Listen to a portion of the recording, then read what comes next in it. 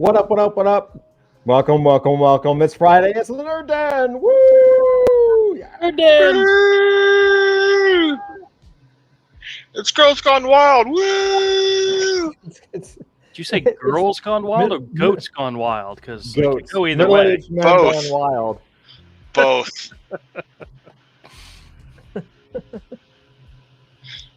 There's a game called Goat Simulator. That's a real game. There's 3 of Your them. Goat Simulator is awesome. I've never played it. I was looking on Xbox Game Pass. There's Goat Simulator. There's a Pressure Wash Simulator.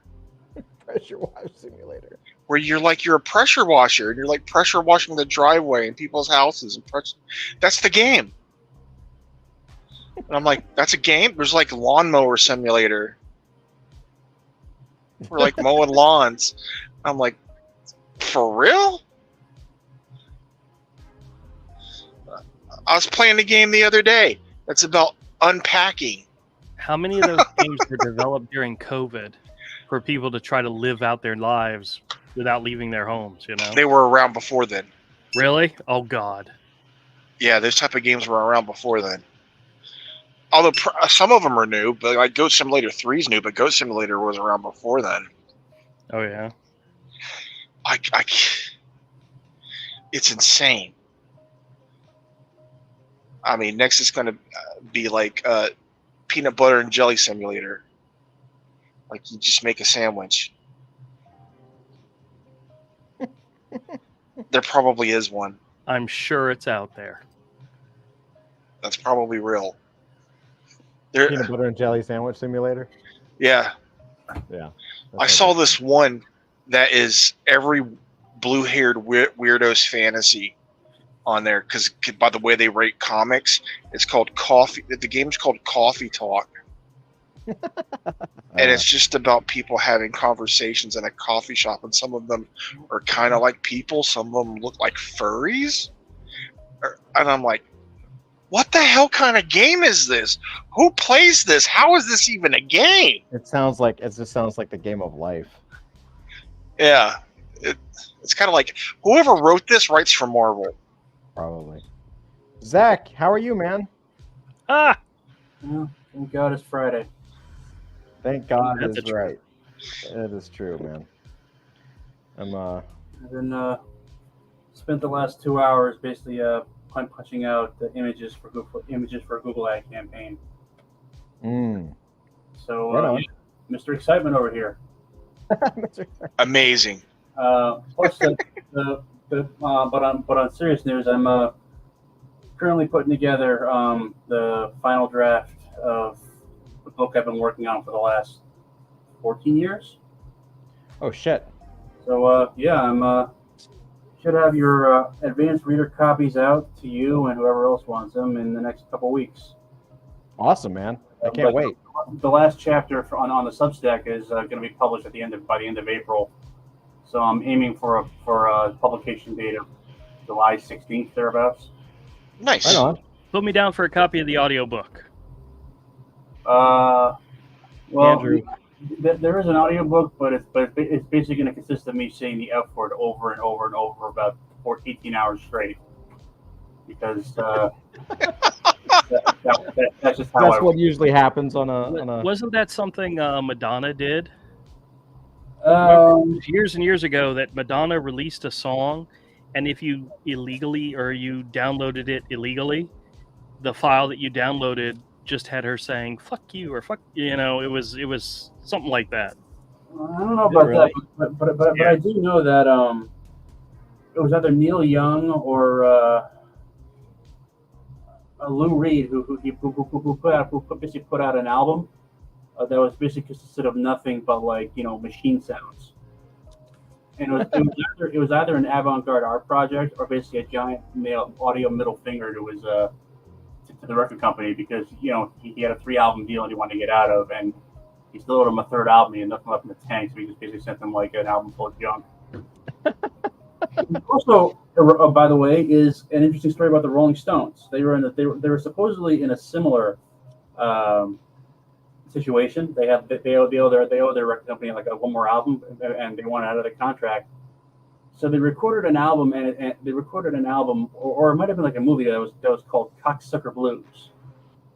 And yes, the content of the movie lives up to the title. But supposedly, after the movie was made, Mick Jagger came to his senses. So apparently, the only way you can see the movie now is literally in the presence of the person who made it. It cannot be released for like general consumption. It's just like someone getting a blowjob or something. Well, it was the Rolling Stones in the 1960s, so It was probably Mick Jagger giving someone a blowjob. or Oh, jeez. maybe them blowing each other. Who knows? But let me put it this way: if you had to live your dream life, I mean, let's say between now, if you could pick any moment in time where you could live any life between, say, the start of the year 1800 to today, my choice would be I would want to be a rock star, like a full on, good old fashioned, strutting white guy rock. In the 70s. No, between the years 1965 and 1980. Oh yeah. Which basically means I would want to be I would want to be one of the guys in Led Zeppelin, or the Stones, or a combination of both. I'd take working for Rob Liefeld in the early days of Image, making like $40,000 a book. Yeah, dude. I know, dude. Holy crap! I feel bad. Like I was submitting stuff. I did, and I remember I went to Marvel like in high school. Remember? Yeah. Like there was a part of me that was like back then. I was like, I should just go to California, and like show up on like the homage door or something, and. Of course, I would have never gotten. I mean, I didn't fit in there. But like, I absolutely, like, hindsight being 2020, I wonder if I daydream about like, man, I should have gone to like Extreme. He was paying everybody. I could have just showed up and like hung out. Like, he would have probably given me a job just for having the cojones to fly out and fucking hang out with him. Dude. Yeah, but then if you showed him up, you probably wouldn't have a job after that. No, that's not true, dude. I don't know. Is that a thing? No. They have, some of those guys have really thin skin, That's not necessarily. Dude, Rob was all the Rob. Dude, the rest of the founders used to scream at Rob because he paid so much.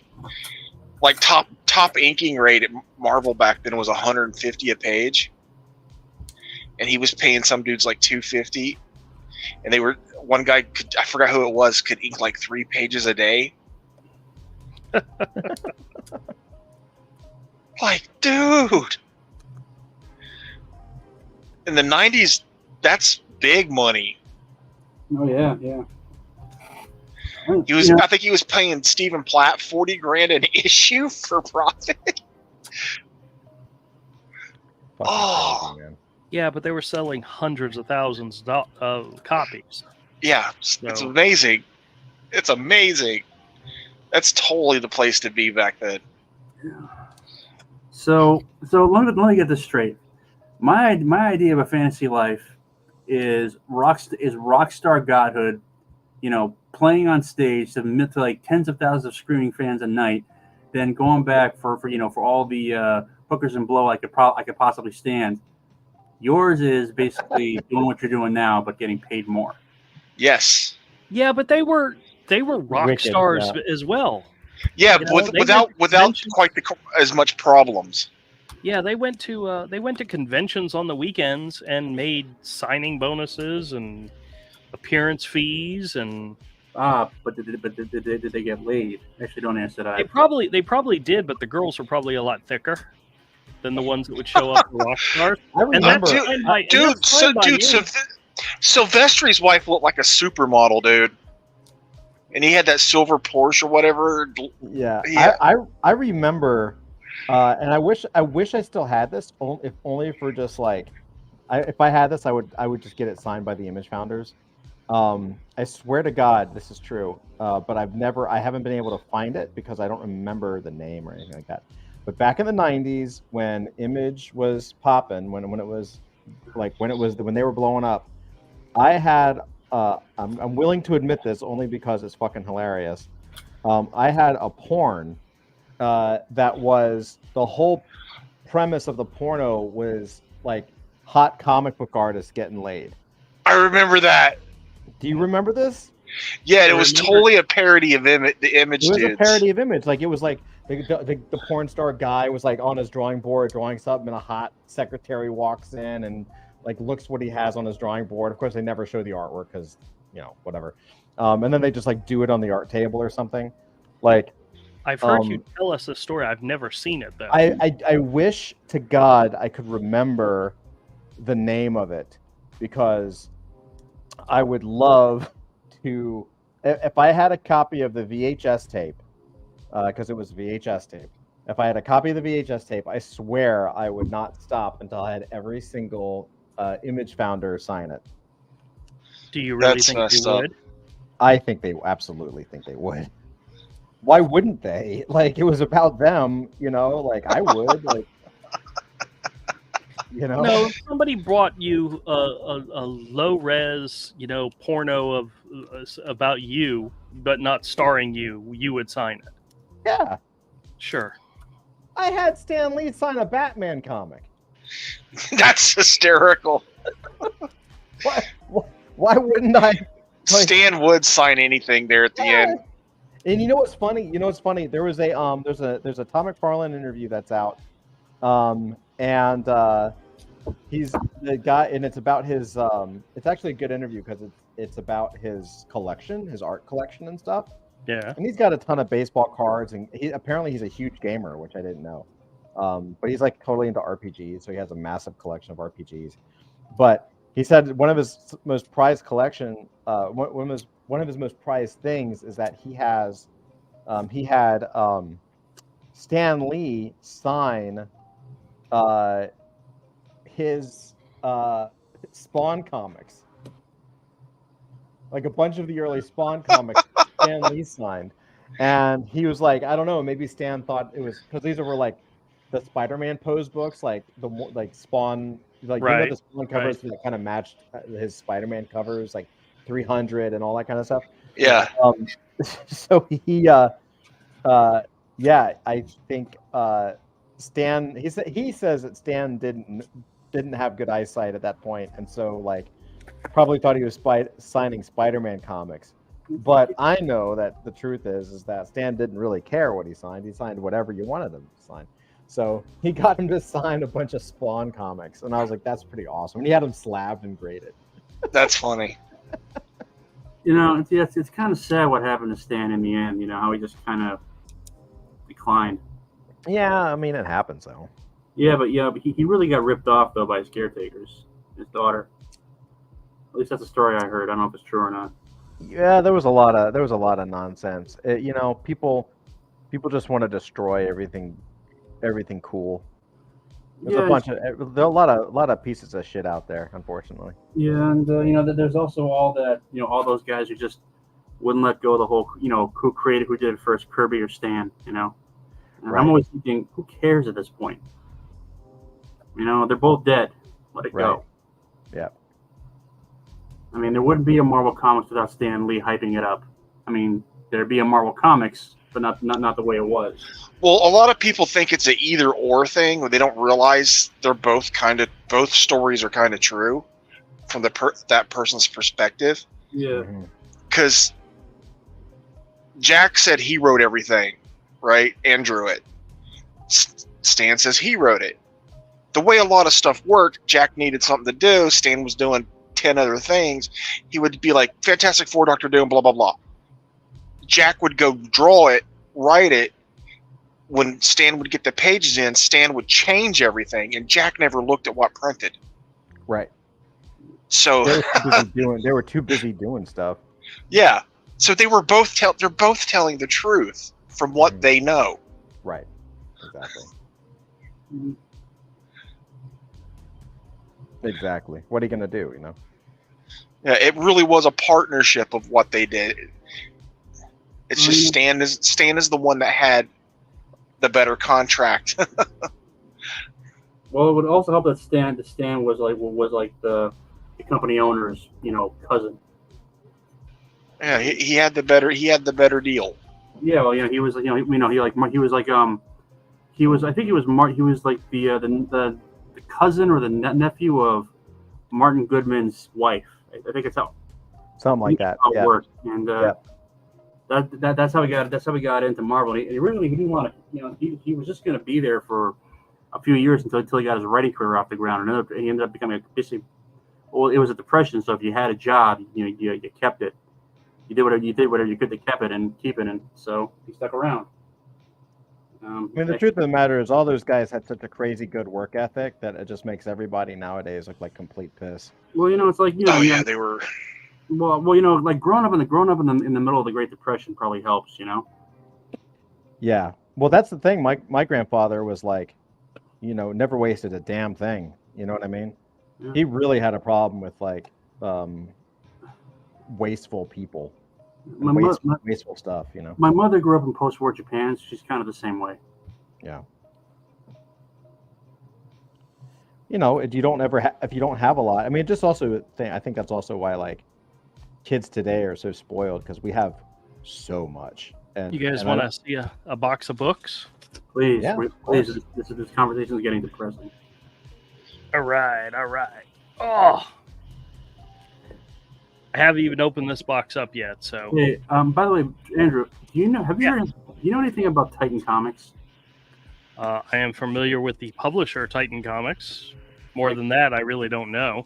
Because they're the guys putting out the new Conans. I was wondering if you heard anything good or bad. Yeah, I've heard it's very good. I have the only issue I've ever read of it was the free comic book day edition that they put out, and it had very much Buscema looking art. Though the Conan book looks fucking great. So yeah. Titan does a lot of movie properties. They're also doing some. I think they're also doing some Web3 stuff. Strange enough, like there is like a ton of comic companies that I've just never fucking heard of that are just all of a sudden within the last 2 years have sprung up and have like hundreds of titles somehow. Like, I mean, it's all obviously everyone's just kind of going for that Netflix money, but it's like, holy crap, like, it's like, oh, we started a couple years ago and we have 700. Well, here's the deal. Everybody wants comic book properties to make movies. Right. Or they did. I don't know if that's still going on. Yep. But everybody wanted them. But thing is, though, you couldn't get for something from Marvel because Disney owns them. Well, yeah, this is the McFarlane talk, right? Exactly. McFarlane. Exactly. Yeah. And they can't get anything from DC because Warner Brothers. Right. Which means the independents. So you have to just crack the first 200 with your comic, and you're going to be next in line. I don't even think you have to crack the first 200. I think eventually it's going to be, and I don't know if it's going to be like an Ethan thing or a, it won't sure as hell won't be an Eric July thing, but like I think if you have an indie comic, I think the indie comics. Look again. I think the most dangerous person in terms of creativity is Mr. Beast.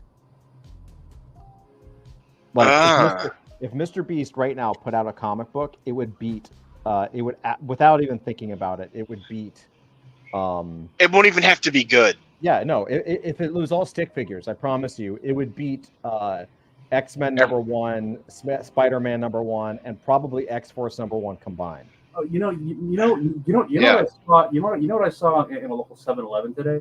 Mm-hmm. What's that? Mr. Beast branded chocolates. Yes, that's what I'm saying. That guy can do whatever he wants. I mean, he's a billionaire. I bought a bunch of those right after Halloween. Were they good? They were leftovers that were on clearance. I paid 5% of the original price to get a couple of bags because there were so many left over at Walmart. Jeez. So yeah, sure. I mean, it was like Hershey bars. There was nothing special about them other than the fact they had Mr. Beast's name on them, and that was it. Right. I noticed there's a bunch of YouTubers have gotten into candy as merch because it's easy. It's like coffee. Like there's a lot of white labels. Yeah. Yes. You can label. Yeah, and some people are doing snacks also. Mm-hmm. Like and it's like weird stuff like popcorn. Who the like popcorn's not that popular? Is popcorn art like the already popcorn in a bag a popular snack? that stuff is huge, man. Well, Huh. well, think about it. If you're selling something like popcorn or chocolate or something that's just really normal, you want it to stand out somehow. And like I guess like pay an influencer like X amount of dollars and have slap his or her face on it.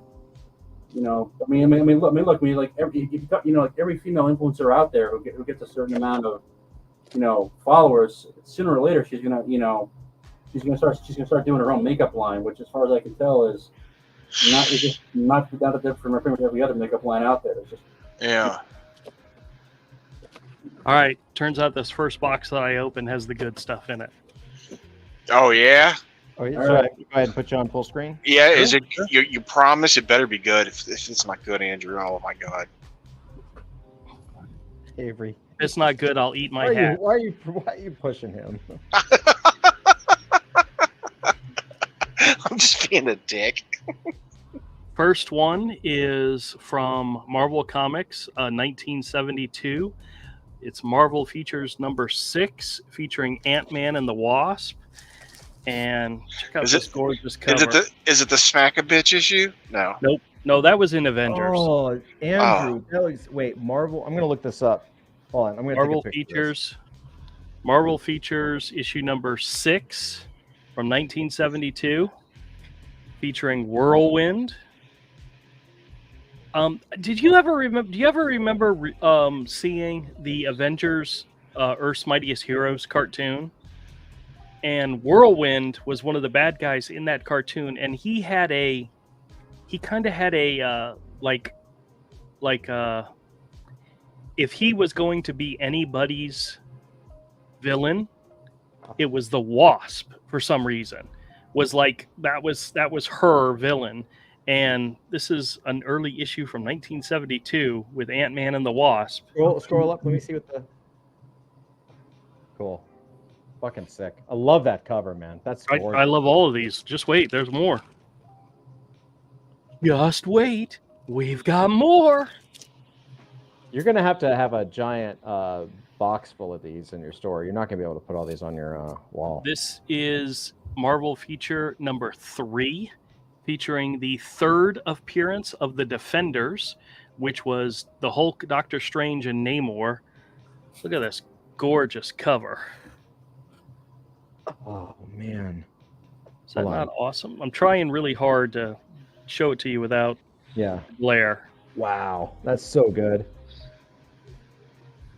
I tried to win the first 2 ones of these, which were the first and second appearance of the Defenders, but I lost out. So I got the third one. You know what these retail? Are you going to retail them for?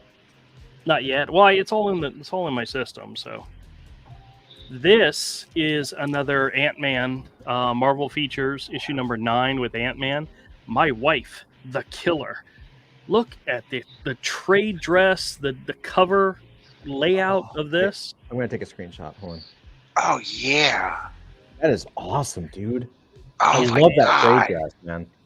Just everything about it is so well. It's so well organized. I love that 3/4 where the image on the cover is basically a square. Yeah, and you know how it has the circle, and it has the name in front. It just makes the image pop out even more. Yeah, that's awesome.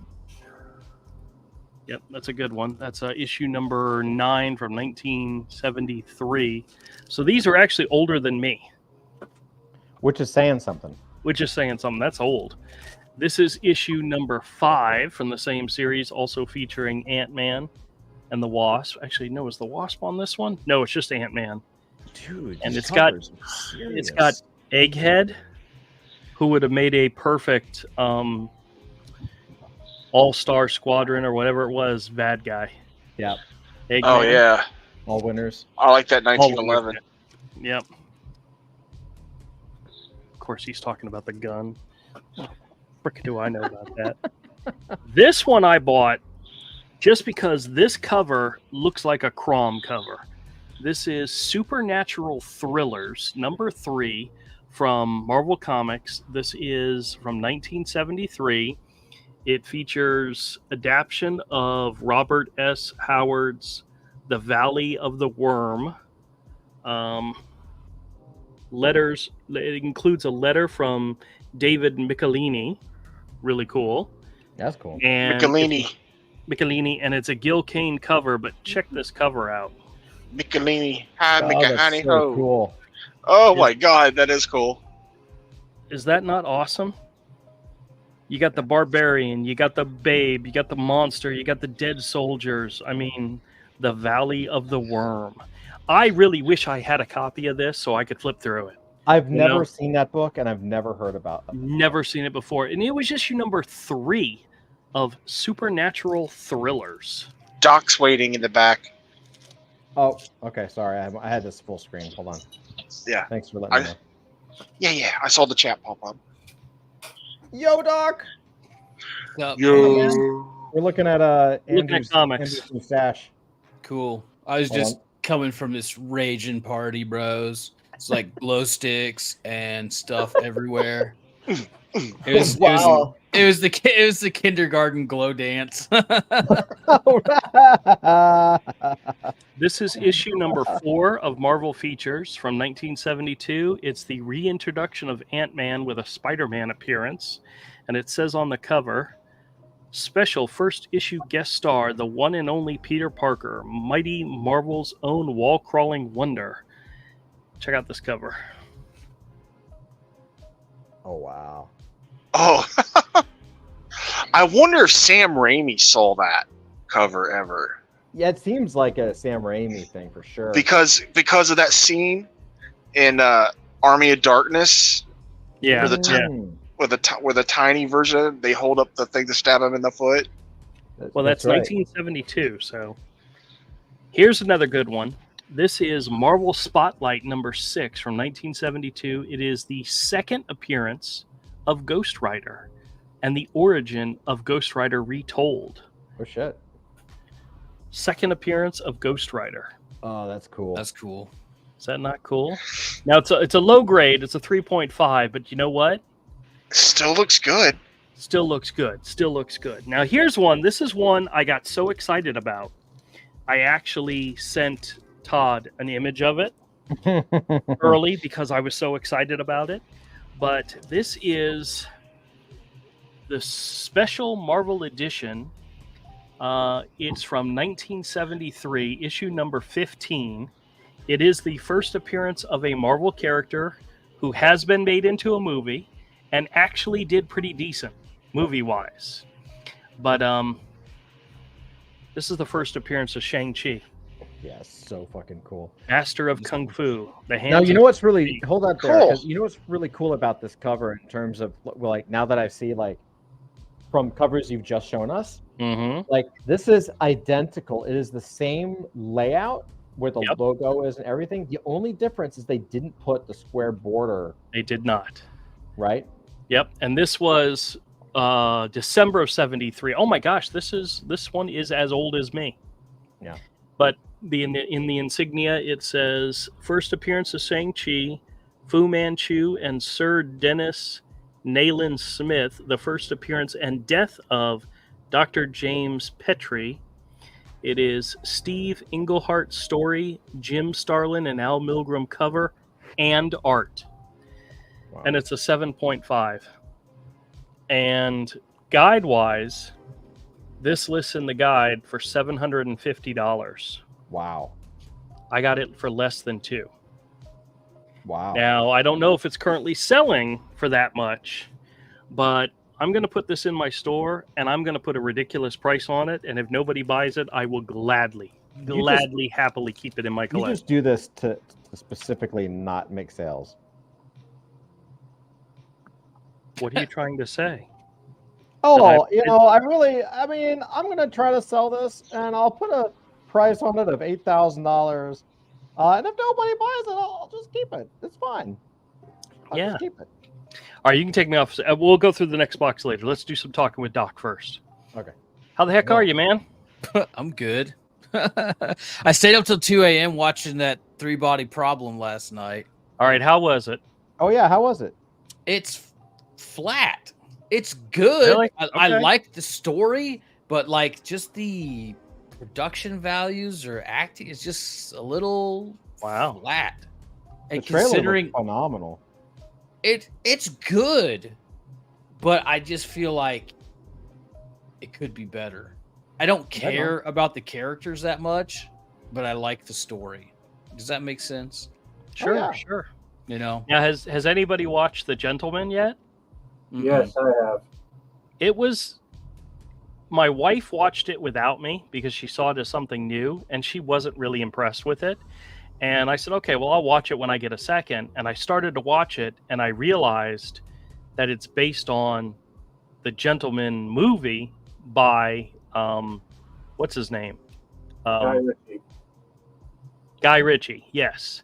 And even though it had themes and story ideas that came directly from the movie, it was nothing like, it wasn't about anything that happened in the movie. The characters are all new, and I mean, there's some similar characters, but if you like the movie or you found entertainment in the movie, you'll like the series. And it definitely sets up for a second season, and I'm all for it.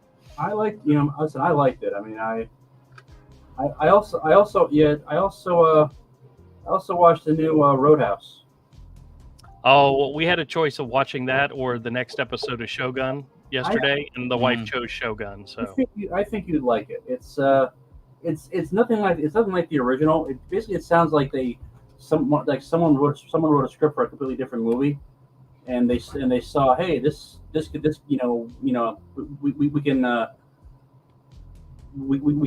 and they basically just slapped Roadhouse the remake on it, but it's got nothing to do with the original movie. Did that really need to get remade? No, but it's who's in that? Conor McGregor, right? Yeah. See the baddie? There was a thing on Twitter where it was like at the premiere. Oh right, yeah, I saw. He was so zooted out. He was like licking his eyebrows, like, yeah, we did it. We got it. It was just like, bro, dial it down. I gotta find it now because it's basically Conor McGregor playing a bad version of Conor McGregor, so basically playing himself. Yeah. I mean, Jake Gyllenhaal really does pretty well in that movie. I didn't get through all of it. I went to bed, but I saw enough of it. It's all right. I mean, it's good, trashy, mindless fun. I mean, it's basically, you'll enjoy it while you're watching it, and then you'll forget about it 5 minutes later, which is really all you want out of a movie nowadays. Yeah, we're watching the first season of Reacher. So we're always behind on stuff. First season's good, second season's good. You'll enjoy it. How many seasons are there? Just 2 so far. But that guy's getting a lot more work. He's going to be in that new the new Guy Ritchie movie, Ministry of Ungentlemanly Warfare. I think. Ministry of Ungentlemanly Warfare. So for sure. Oh, yeah. You know what the funny thing is? His name is Alan Richson. Yep.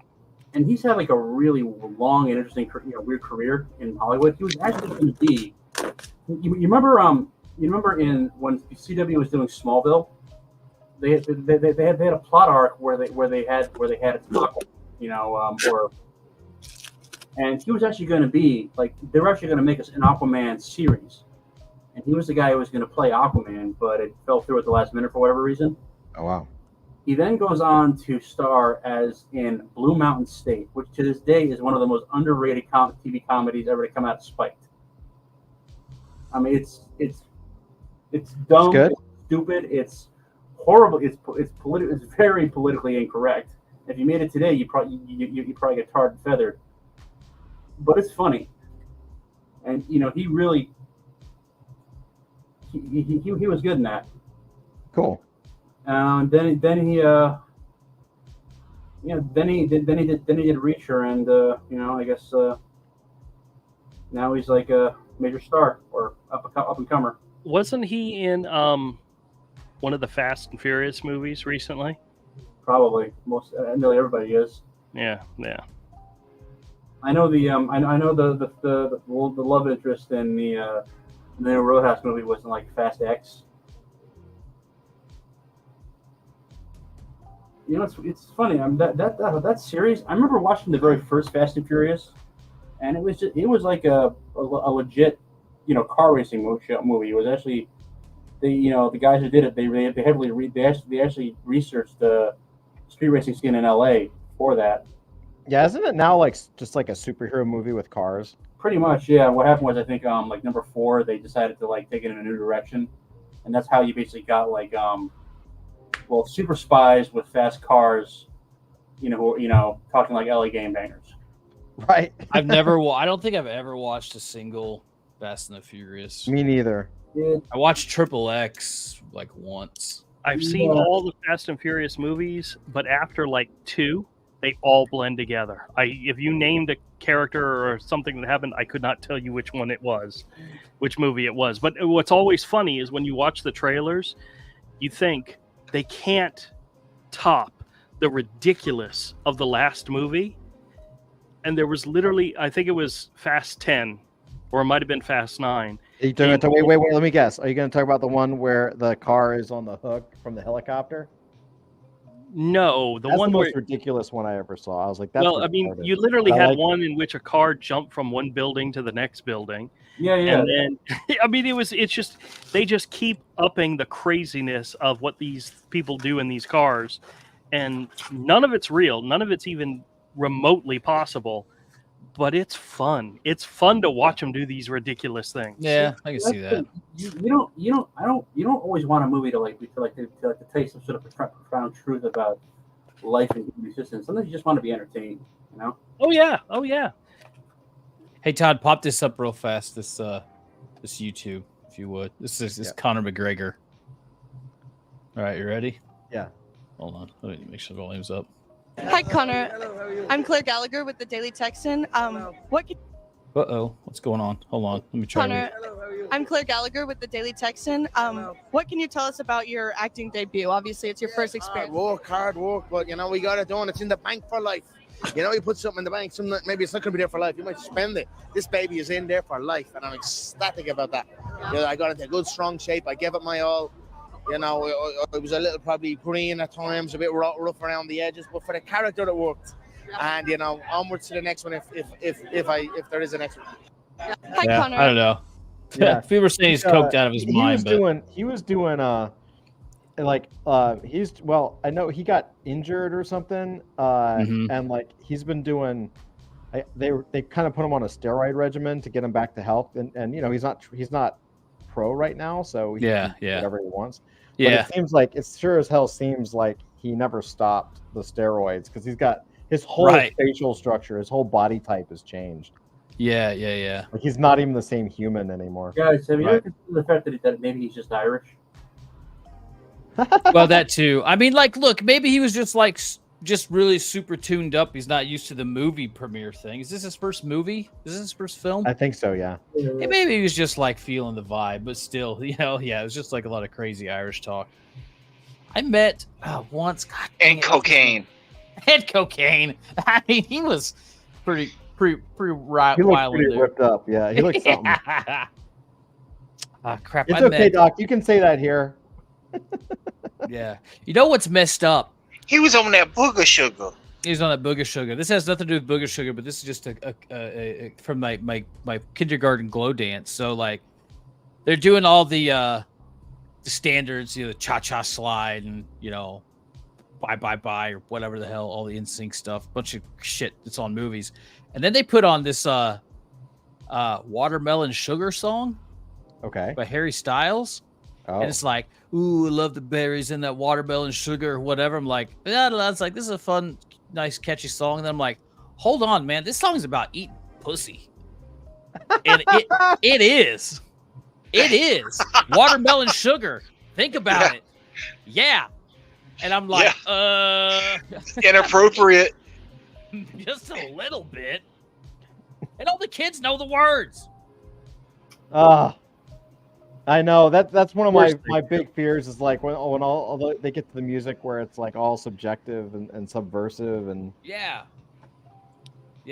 So I put on 50s doo-wop on the way home, scrub it from your memory. But that's good music, though, man. Especially for kids. 50s and 60s pop music. Oh yeah. And, you learn like good simple melodies and harmonies and stuff like that. Until you hear the real lyrics for Little Richard songs. Well, yeah. I mean, like it's always there, right? I suppose you're right. It's always there, but it's a little less.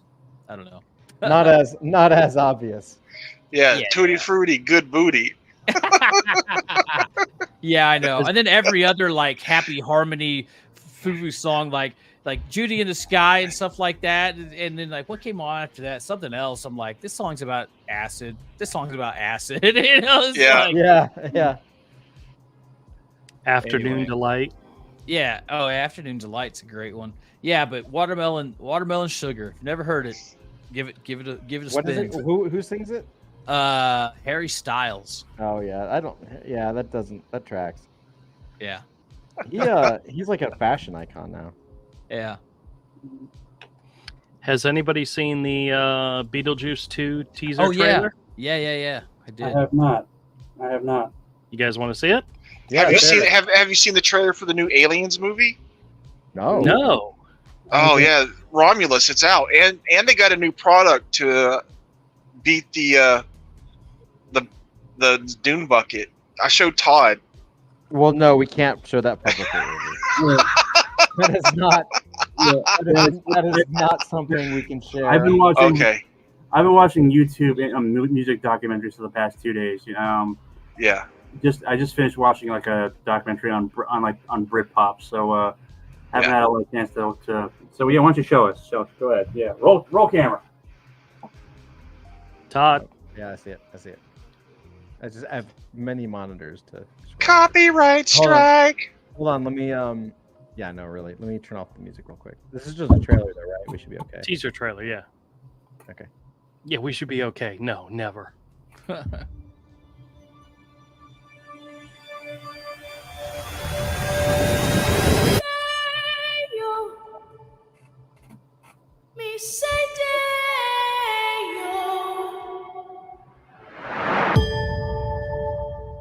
Daylight come and we want to go.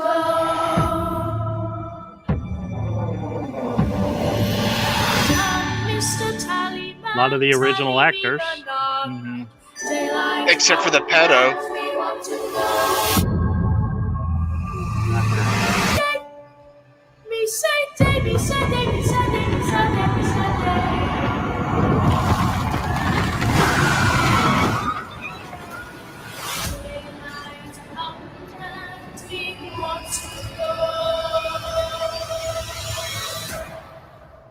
The juice is loose.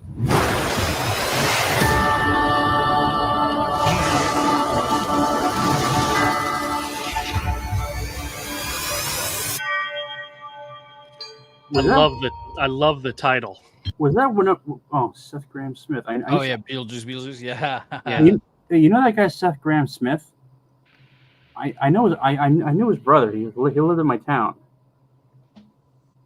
Cool. So was Winona Ryder in this? Yeah. They just showed her. That was Winona Ryder? Yeah. Yes. And that chick Jenna Ortega was like her daughter. Yeah. So yeah. Man, Beetlejuice so good. I've watched that film so many times. That was a fucked up film, but the cartoon was crazy. The cartoon was fun, yeah. I'm actually really excited that they that it's the right cast and everything like that. So it could be really good. Yeah. Well, I really liked Michael Keaton coming back to Batman. That was fun. That was the only like redeeming part of that movie. What was the movie that he played some other superhero? It was like a bird guy or something. Birdman, I think it was called. Yeah. He was playing an actor playing a superhero who hated it because he really wanted to be like an artist. Wasn't it Birdcage? Bird something. Yeah. Bird something. Yeah, I haven't seen that. It's supposed to be really good though. Yeah, he was going for the Oscar, I think. Yeah. A movie Birdman. Yeah.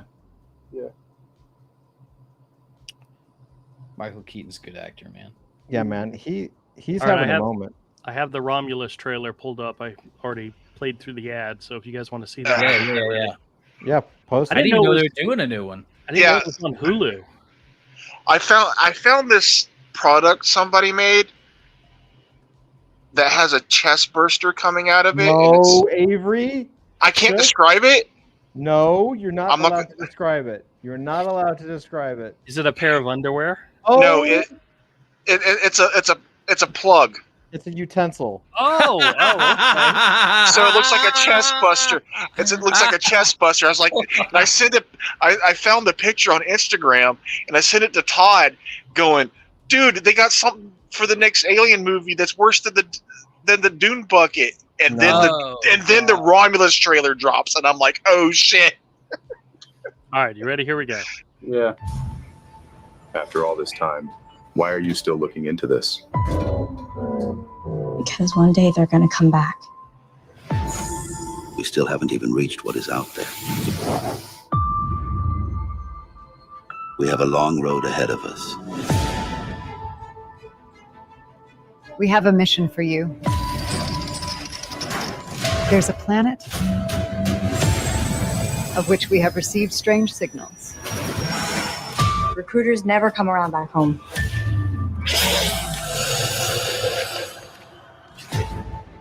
You have no idea what is out there. For all of you, it'll be wise to treat lightly.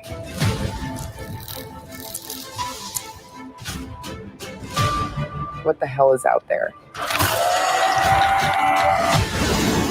There's a species that has been around for millennia. And they're right here. If any of us is going to come out of this alive, we're going to need a plan. I have an idea. Is this real or fake? Yeah. This looks fake. I'm starting to very, question it. very fake. That's got to be fake. That was a very young Sigourney Weaver. Yeah. It doesn't. Yeah, I think this is fake. And plus the Deacon. Oh, damn it! It's screen culture. I didn't even realize it. Yeah, they do nothing but fake crap. All right, let me. You asshole. There might be a real Romulus trailer. At least I hear the storyboards were done by Eric Canetti. Trailer Rotten Tomatoes one. That probably Rotten Tomatoes. Probably real. Yeah, that's a real one. Oh yeah, 20th century. Yeah, there we go. All right. I hate Screen Rant or whatever that is. I hate them. Yeah. I looked up and I saw the Deacon and I was like, wait, is this real? Yeah.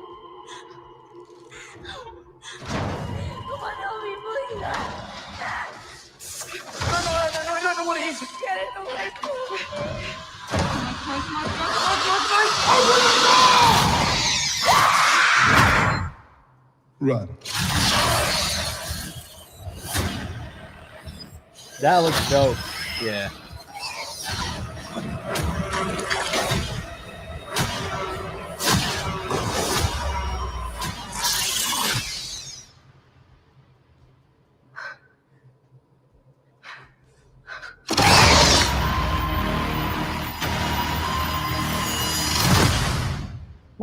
All right. That looks great. Is it only in theaters? Awesome, because it actually looks like they took a little bit from the video games. Finally, the Alien video games have been for years phenomenal to the point where I watched for about a week just the gameplay of one of the games because it was so good. So that's really cool. Like the Isolation. Isolation. Yeah. Yeah, they got another one. It's got a whole bunch of Predator lore in it too. One of the Alien ones. Yeah, I don't know if it's like Colonial Marines or something like that, but it's got you play. I think you can play. You switch. You play you play as a Predator. Okay. But then, like, I don't know, man. It's cool cutscenes. It's got a whole lot of like deep lore about Wayland, whatever Industries. Yeah. Have you guys seen Johnny. Furiosa, the second Furiosa trailer? Nah. All right. It looks good. It makes it even look better. I'm looking forward to it. Nah. Nah. Fury Road was a great movie. I never saw it, and I have no desire to. Fury Road, really? Why? Oh, that no was desire good. to see Fury Road. It was It was good. okay. Yeah, woke bullshit. What? I didn't think it was woke. How's it woke? How's it woke? Yeah, how was it woke? Basically because a bunch of critics that I hate were praising it to the sky. So I'm okay. Well, all right. Yeah, it's kind of like if when Andrew says a movie's good, it's kind of like you kind of go, I'm not sure. I think that's less woke and more of like a hate boner. Back in the days when I was really angry about politics. Oh, So pretty much anything that got tagged as woke, I developed an instant antipathy towards. Not really the case anymore. I mean, now I don't care. I mean, now I'll say this: I saw it and I thought it was great. I don't know. I thought it was awesome. I thought it was a really good. Well, that's like the last Predator movie, though, the one that was released not in theater. Prey. I haven't watched that. Everybody was complaining. It's so woke. It's so woke. It was entertaining. I mean, yes, it did have a female protagonist who all of a sudden was great at everything, which is a very woke type of concept. I still enjoyed the movie. Still had a great time with it. No, she sucked at everything and got better. Yeah, yeah, you're right. You're right. She wasn't perfect at everything right away, but she got really good really quick. Yeah. So, which is just a movie. I mean, I know. Yeah, I saw it. It was okay. She actually got better at everything because she started out she sucked at everything. Maybe I'll watch it tonight or this weekend. All right, you guys ready to see another box? Sure, please. Stop dancing. I have one of my recent videos. There were two very long segments of the call in which they put me on hold, and I was just bebopping and dancing away in my chair, and I said, "Screw it, I'm leaving that in." And I got a lot of comments about people thinking that they thought that I should be on Dancing with the Stars, Chair Edition, and I agreed. Chair Edition. Chair Edition. Is there a chair edition? Todd. No. Todd. I got a comment on one of my videos that almost made me fall out of my chair. The person was commenting about my background and how it looks like a disorganized, like a hurricane went through it. Yeah. And my response was, well, I'm an artist, and this is how sometimes artists live, with everything around them. And but the funny part about the comment was it started off. They were commenting about everything, but they said, as a professional, you should be doing this. And I started laughing, going, oh my God, they think I'm a professional. That's like the dumbest stuff ever. Let me tell you how to do your job. Yeah. Todd. We're waiting. I'm waiting on you. I'm sitting here waiting. Oh my God. Did you forget a step? Full screen, Todd. I'm the center of attention. How unprofessional, Todd. You just could tell me how to do my job, Andrew. Jesus. You're right. I was mansplaining to you how to do your job. Thank you. I'm here all weekend. All right, first one. Man Thing, number 7 from 1974. Is it a giant-sized man thing? Featuring Avery. The interior has Michael Plug art, but the cover is Ron Wilson and Frank Giaccoli. I'm going to learn to say that name right, but Giacola, right? Yeah. Oh, nice. That's a pretty one. It's a pretty one. See, it's the same layout. They just at some point they stopped with the line. So they stopped with the block. Yeah. Without the line, I think is the best. Now this one's kind of sad because I had one of my customers who's not a comic book collector reach out and say, "Hey, I saw this book on auction somewhere and it was like a 7.5." And he says, "Is this a good value?" And I said, "Well, let me look and see what else is out there." And I found an 8.5 of it, and I ended up winning it. And this is The Shadow number 1 from 1973 from DC Comics. The first DC appearance of The Shadow. and a couple other people but check out this Michael Kaluta cover. That I used to own. Nice. Really? Yeah. Really? I used to have that. Yeah.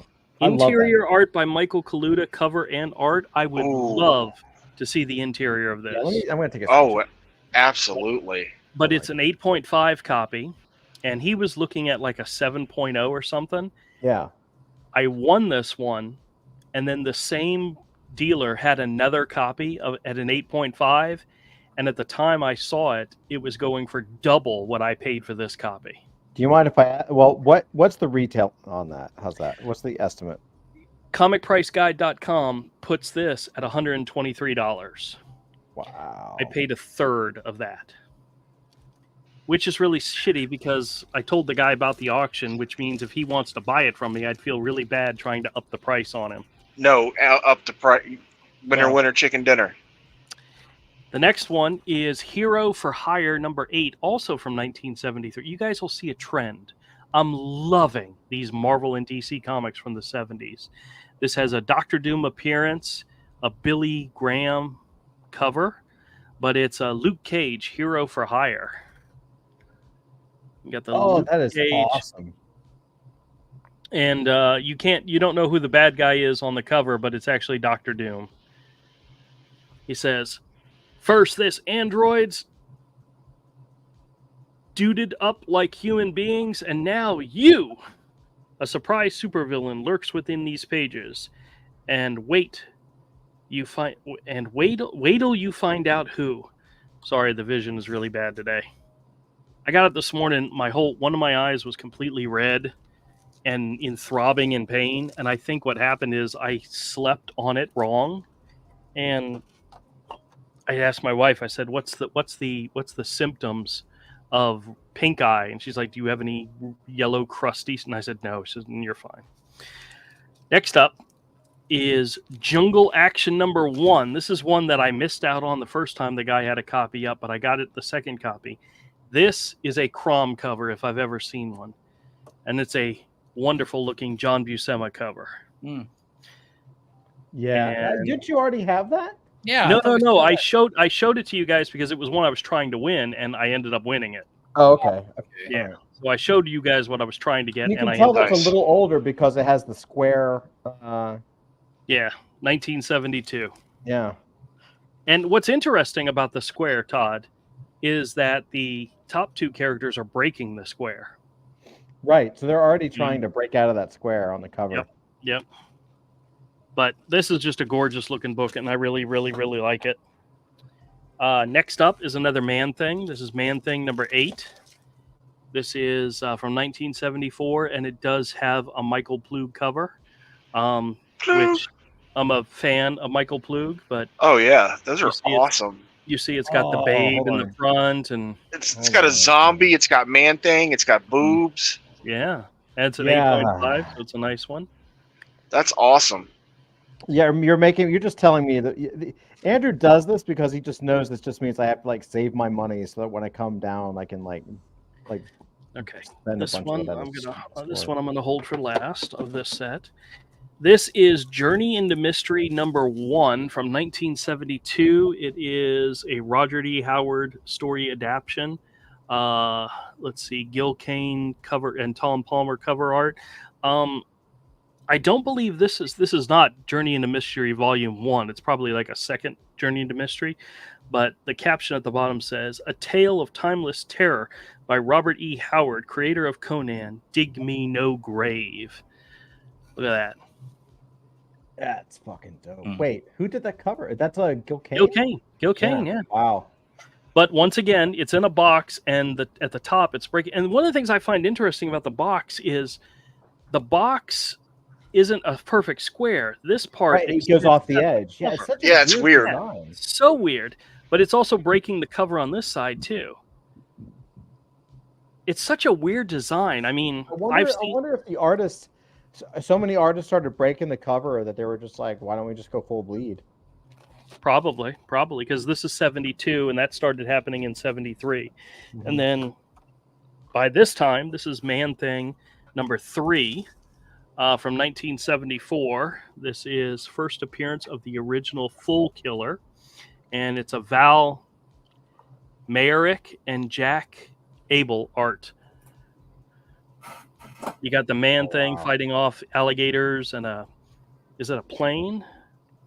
Or it's a helicopter. It's a helicopter that's crashed into the swamp. And the Man-Thing's jumping in to save a whole bunch of people that probably don't deserve it. I like that. Do you like the circle or do you like the rectangle that was happening when we were kids? I like the rectangle because that was the thing I grew up on. Mm-hmm. But I was also known for cutting out the rectangle. Mm-hmm.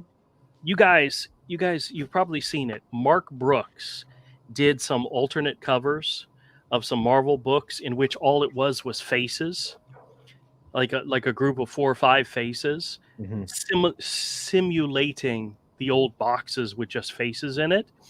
Do you know what they're doing now as alternate covers for Marvel books? Literally one face, and it's a Mark Brooks face. They're reusing that art again as alternate covers for Marvel Comics. Wait, those are the alternate covers? Yes. They'll just put anything on a fucking cover, don't they? This is Man-Thing number 10. It's another Gil Kane, Tom Palmer cover, but Michael Plug interior art, which means I wish I could see the inside, but Man-Thing number 10 where he's fighting. Look at that detail on those characters. Nobody dies forever. Look how detailed that is. Hold on, I'm going to take a picture of that. I love the color also, dude. It's very muted, but it works so well for this character, you know? Wow, such a good cover, man. Oh yeah. Can you imagine seeing these on like Wednesday or whatever day they came out on this in the 70s? Like, can you imagine going to the comic shop back then and seeing like aisles of shit? They didn't have comic shops back then. No newsstands, whatever. Yeah, they had newsstands. It's spinner racks. That was it. And last but not least in this set is one of the books that I really, really, really wanted to get. It's a DC book. It is Aquaman, issue number 13 from 1964. Okay. So it's 10 years older than most of the books I just showed you. It is the second appearance, and it's got a Nick Cardy art, but it's the second appearance of Mira. Oh, that looks great. Yep. Now, if you remember, I had gotten a copy of the first appearance of Mira, where there was like this whirlpool, and she was at the bottom. She was like the damsel in distress. In this one, she's saying, "So much for the boy, and you're next, Aquaman." And he says, I can't believe it, Mira.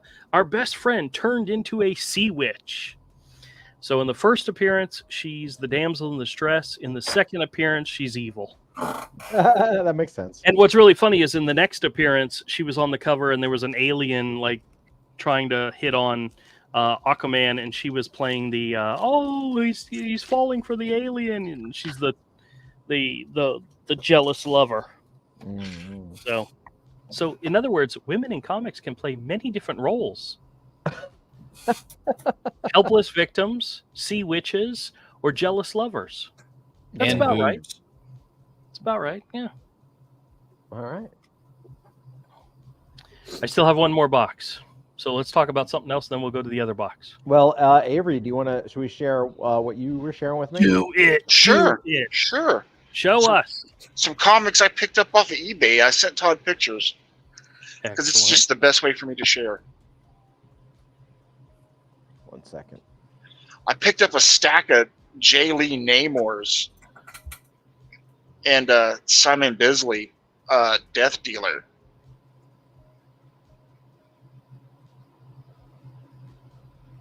Okay, that's good. All right.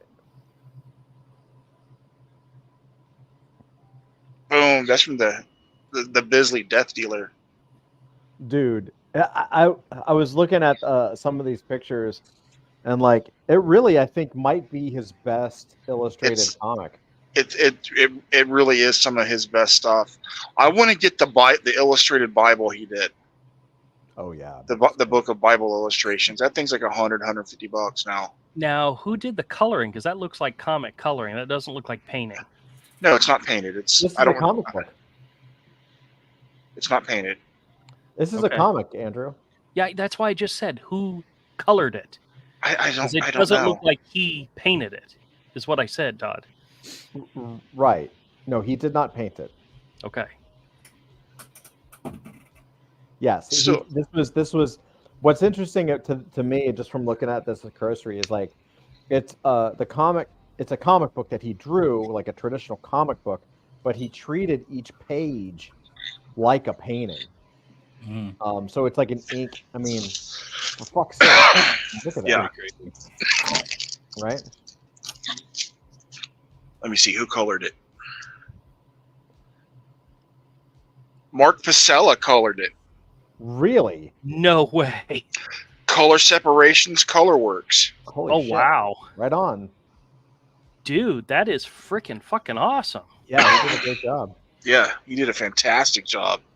Wow. Mark Pasella. I haven't heard that name in a long time. He's still around. Is he drawing? I don't know. I know he's still around. Look at that. God. That's awesome. I need to buy a second copy because this book's perfect bound, and it's a very stiff cover with like embossing on the cover Right, you for don't the wanna- you don't letters. wanna fuck it up and crack it. I want to be able to crack that spine and really open it up. So I actually need another copy. So there goes another $20. Right, and then But- this is the Jay Lee, the whole Jay Lee collection. Yeah, I don't think it's every Jay Lee issue, but it's several Jay Lee Namors. Can I just say, what? Well, you first. Sorry, go ahead. Some he obviously inked himself. Some it was someone else inking. But I just like looking at this early Jay Lee because it just had so much energy. I will say this, like I have most of these. They're some of my favorite. They were some of my favorite books back then, and then I didn't look at them for 30 years, and now I'm looking at them again, and they're still some of my favorite books. And this is for Doc. Just like there. Yeah. He would draw like 2 panels per page, and 90% of it would be black. He was silhouettes. I think there was a piece of art. It was a Namor piece of art that you showed once. It was all like, that's all it was. It was like black silhouettes and just like totally rippling veins and shit coming out. Yeah. He was kind of like the monthly. He was doing monthly what Simon Bisley. He comes out of the same school, right? But what's crazy about Jay Lee? First, when he was doing this, he was like 19 years old or something. But what's crazy is like, let's see if I see some panels. Like, so he would. Most of his comics had like 1 or 2 or 3 panels. They were all drawn super quick. And he was doing like 3 pages a day or something crazy like that, just full speed. But there's such an energy to it. Like the anatomy's off and all that kind of stuff, but it's just gorgeous. Like, I don't know, man. I love, like I said, I just love his panel work in these books. Just how much, it's just the. I said, I know his anatomy. He's a master at anatomy now and shit, but his new stuff doesn't have this kind of energy. He did like this Lobo-esque version of Namor. Yeah, that's what you showed me. It was like, looked like lots of like bristles and splatters and shit coming out, and it was just like really, really nutty. Yeah, like those 2 pages, like.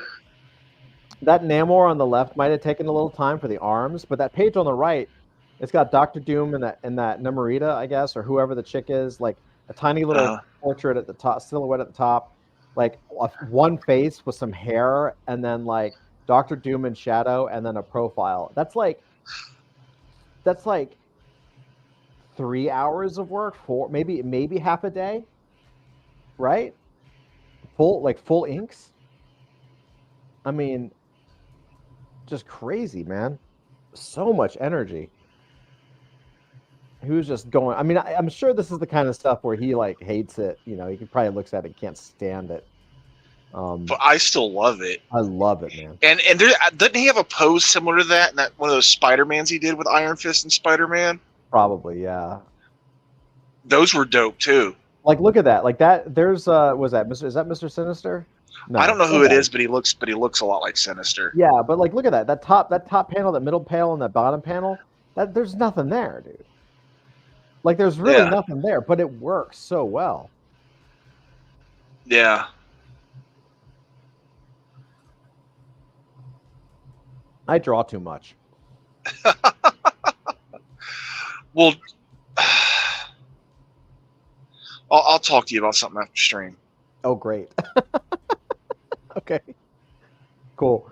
But look at those panels, man. Like that top on the right side, what like that little environment he drew is awesome, dude. Mm-hmm. His layouts were super cool. Yeah, it looks so good. Some of them were really organic, like that second page. Look at that. Dude, it's totally a Bisley-esque cover. Yeah, 100%. But it's like stretched out Bisley. It's not. It's like Bisley and Sekowitz's love child. Yeah, dude. You know he sketched that out in like he sketched that out in maybe 20 minutes, and then just inked it in like maybe an hour. Yeah. Like, you can tell he just went to town on it, man. God, dude, he was so good. Is he still alive? Yeah. Yeah. He's doing all kinds of stuff. His stuff is way more controlled now, and he does a lot of pencil work, and it's really rendered beautifully. Yeah.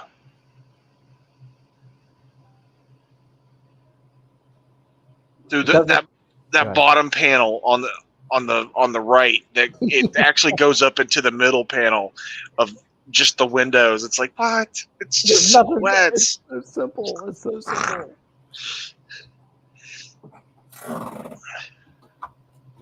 Dude. This is why I love it. Like, it's so graphic. It's almost Mignola-esque, right? Yeah. Like, look at that bottom the bottom row on the left, right here. This panel right here. Yeah.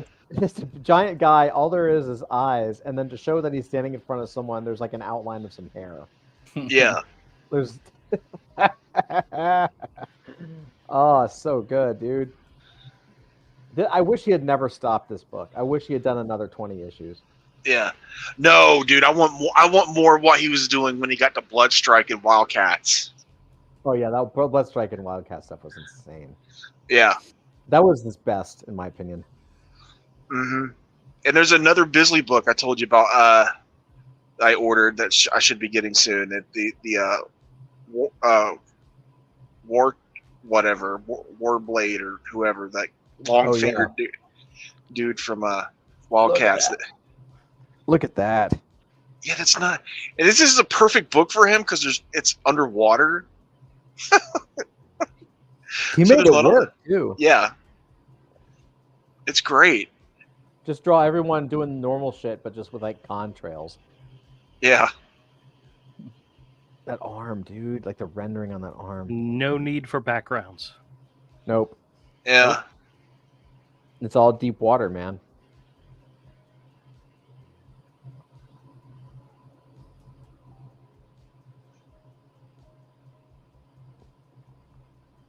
Again, like that bottom panel on the left is just silhouettes. There's nothing there. Yeah. Same thing on the right. I may use something like this when the team lands. You should. Yeah, I don't want to draw that shit. It's too much. Yeah. Fucking sick. Oh, look at that. Return to glory. Look at that. Look at that Namor. Yeah, the Dr. Doom. It's like, oh my god. The coolest Namor. The only time in my life I ever bought Namor. Me too. I didn't even buy it then. I skipped it. But I noticed. That's so funny because I bought it when it was John Byrne doing it. Oh yeah, well that beginning was of the series. Yeah, I was buying that because the Namor, John Byrne Namor came out. It was like a Marvel launch where it was several titles. It was Namor, Ghost Rider, and New Warriors were all part of that launch. Mm. They all came out within a few weeks of each other, and because it was new, and I didn't know anything about comics, and I was buying whatever was new coming out. I think that Black Panther limited series was also in that same time frame. Okay, but yeah, I was a sucker for new Marvel stuff. Look at that shit with those. Well, you know, Namor is actually like was around before Marvel Comics was Marvel Comics. So he was like Yeah. one of the, he's been around. He's been around since the 30s, I think. Yeah. But that was the launch of a new series of it. Oh, that's what love that pose. That's Look cool. at that. Yeah, these are the only Namor books I've ever bought. And the only reason I didn't buy them back then is I really didn't like Namor. But now my love for Jay Lee has just grown, so I'm just like, I gotta get this. Because like the Blood Strike and the Wildcats, I bought those back then, and I bought some other stuff he did, but I skipped this. Yeah, but look how good that is. This was well before that, was it not? Yes. Yeah, He yeah. was- This was just his first before. book. Yeah. This was his first book was Namor. He had done Marvel Comics Presents and maybe something else before yeah. this. Like, look a at lot that. of There's them did Marvel Comics Presents before going on to titles. three panels on the left side, 2 panels on the right. And it's like heads and like partial bodies and shit. And then one giant pose that is like his anchor panel. Yeah. I'd love to have the originals for these. The cover to his very first cover sold for like 30 grand.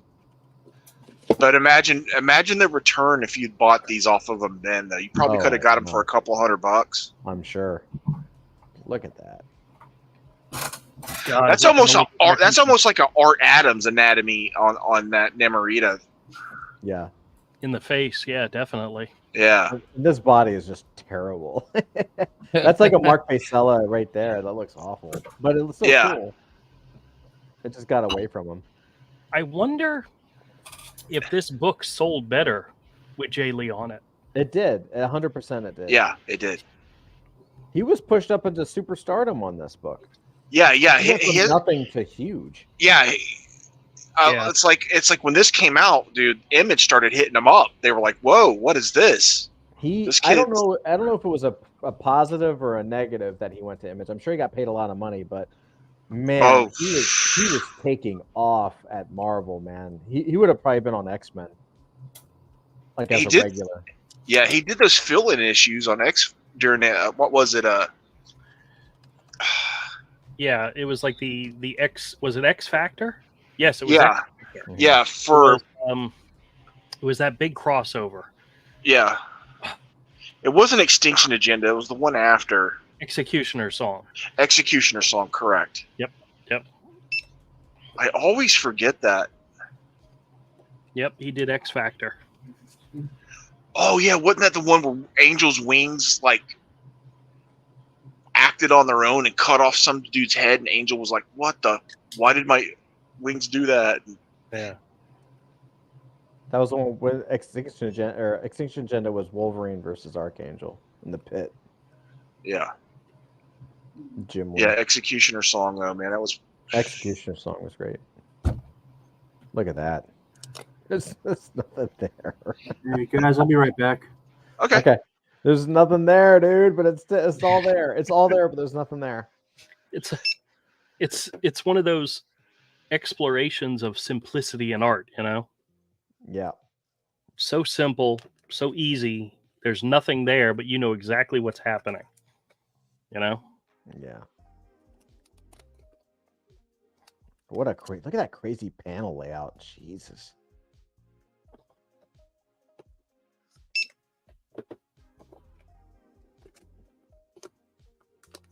Just experimenting with layouts. Yeah, I have an idea I need to talk to you about. Okay. Do you love how looking at old comics inspires us? Oh yeah. Dude, all this Bisley and Jay Lee stuff has just got me hyped. That and watching Cartoonist Kayfabe and what's that other guy's channel, Richard Friend? Oh yeah. Binge watching that stuff, dude. It's just want to make shit. Yeah, I know. Oh, look at that. So fucking good. Yep. And we should definitely color stuff like this, just flat colors with simple gradients. Mm-hmm.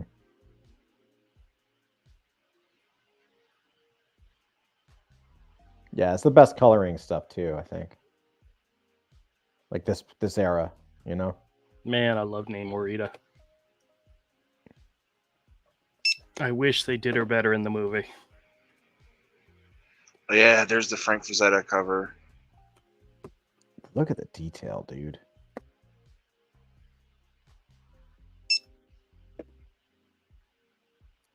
Even the horse looks jacked. Yeah.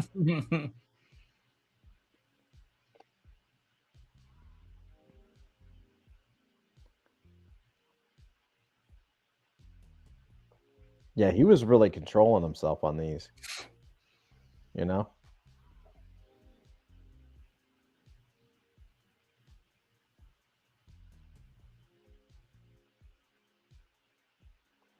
God, so good, man.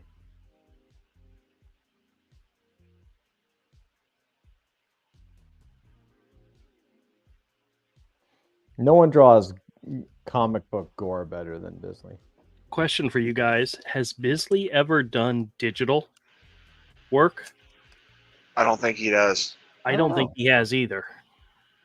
And I ask that because a lot of artists who do crazy ass styles like Crazy Uncle Bill also switch and do digital stuff as well. But I can't think of anything that looks like he's gone digital, you know? Yeah. That was it. Yeah, Oh, that was it. It's cool. so good. My. I love that stuff, dude. That's so just all that's going in my eyeballs lately.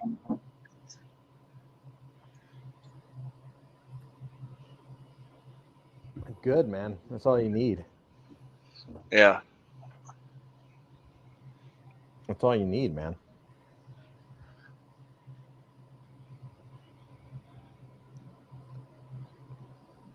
Dude, that Bisley book. Death Dealer. Oh.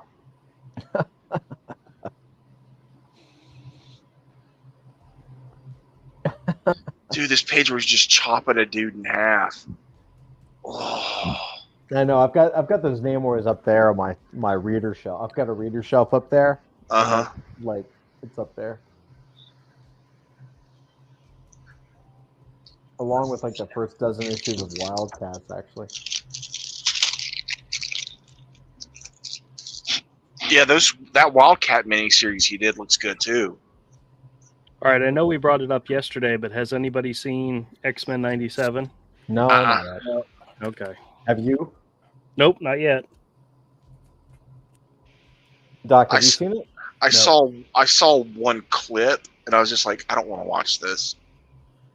Dude, Yeah, it looks amazing. I saw a clip like battling Sentinels or something. Yeah, that's what I saw. It looked fucking phenomenal, man. It looks better than X-Men 97. Well, I mean, like the original 97. Well, if you guys want to close out early, Mhm. I'll bring up my Disney account. We can watch the first episode off stream. Sure, we can do that. I don't want to watch it. I Why really don't you don't. want to watch it? I don't care. Fair enough. I don't care anymore. If I want X-Men, I'll go buy the back issues that I don't have. Oh, Yeah. Avery, did you see the your boy Zach's video talking about the Marvel promotions that they've been doing for the X-Men? They were doing since people are interested in the X-Men now because of X-Men 97, here's some stuff that we recommend. It was like Giant Size X-Men #1, Dark Phoenix Saga. It was all the greats, and there were 2 modern books that were brought up, but it was all prior to all the Krakoa era stuff. None of the Krakoa era stuff was part of their recommend you read stuff. And Funny. he was commenting that he thought it was great that Marvel was recommending stuff and recommending their good stuff and not the shit that they've been putting out over the last 5 years. Yeah, dude, that Krakoa stuff. Just when I hear the concept, I'm like, wait, the X-Men have become ethno-nationalists. Yeah, That's Yeah. weird. Is that where they can't die now and all that crap? Is that Yeah. That's And bullshit. they all want to live on an island with just mutants, no one else. It's like, wait, they're supposed to be the not racists, right? And one of the things he was pointing out is that Marvel, for the longest time, if a series failed because of bad sales, they would relaunch it with the same creators doing the same storylines, and they would just start it over again with issue number 1, and they were like trying. It was the definition of insanity, in the fact that they kept trying the same things over and over and over again. Mm-hmm. And this new relaunch of the X-Men books, I don't know. We'll have to see how it goes, but I think there's some real stinkers in there. I mean, the pattern had gotten predictable. Of the mansion gets blown up, the X-Men are on the run for a while, then eventually they come home and rebuild the mansion. Charles dies, then he's alive again. Right. Yeah. Then he can walk. Now he can't walk. Yeah, I mean, sure, that had gotten old, but the way they started portraying them, to me, it's like they're the bad guys. Yeah, that's not good. The whole they had the whole thing with Wolverine, Cyclops, and Jean's bedrooms all connect. They're a trouble. I'm like, oh, gross! Come on, stop being weird. Yeah, I tried to jump in and catch up on that stuff. I don't know, a little while back, and I got kind of far in it, but I was just like, "What? What is this?" Mm-hmm. Yeah. Nobody acts like you remember them. No, not at all. When I stopped reading X books, it was all like new X-Men, and it's like other shit I had showed you yesterday. It was like new X-Men, and Astonishing, and stuff like that. That's where I pretty much dropped off. All those Scott Lobdell writers hacked those characters up, man. And I liked Scott Lobdell, especially when he was doing Gen X, at the beginning. I thought that was some really great fun stuff. So the Chris Bacalo art was pretty dope. It was. That was something that worked really well for that series. Did they do a Gen X TV show? Yes, They did. They did. Tried. I think it was just a TV movie, wasn't it? Yep, TV movie. It wasn't good. The bad guy was the guy that played what's the guy? The TV shit. Never mind. Forget it. I don't know what I'm Max Headroom. The guy that played Max Headroom. Yes, was the bad guy in the series. It was supposed to be a series too of movies, but it only ended up being one movie. And they had the David Hasselhoff Nick Fury movie. Yep. Ugh. There was one of those Hulk TV movies that had some dude as Thor. Yes, there was. And another one that had a guy as Daredevil. Yep. They were bad. They were real bad.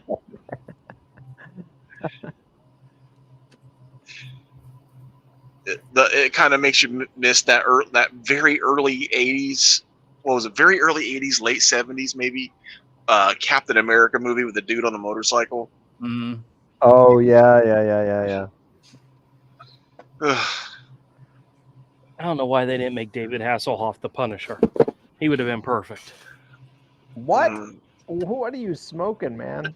Hey, that you know what? That guy, he's dead now. He was in Rome. Yes.